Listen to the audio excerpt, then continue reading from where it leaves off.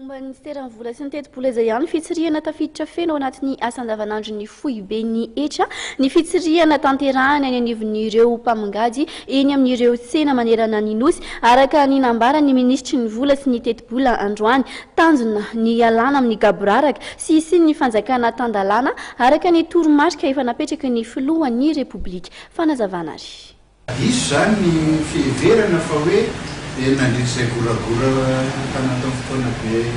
na folofolo izay dia milaza fa tsy misy mihitsy zany fampiasana facture zany na hoe zavatra tsy misy teto Madagasikara zany fa misy ny lalàna ary nampiasa an'io ny rehetra zay fa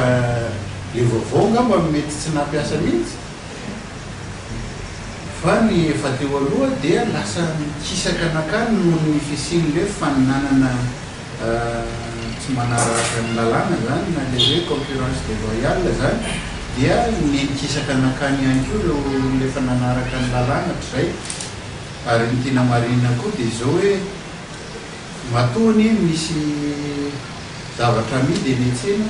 ny grossiste zany tsy mpamokatra fa mivarotra ny zavatra efa vita dikan'izay avaizany moa ireo zavatra efa vita amidy ireo zay le atao hoe zotra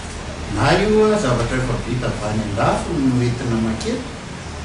na zavatra amboarina teto Madagasikara ny produit fini zany no amidy dikan'izay zany dia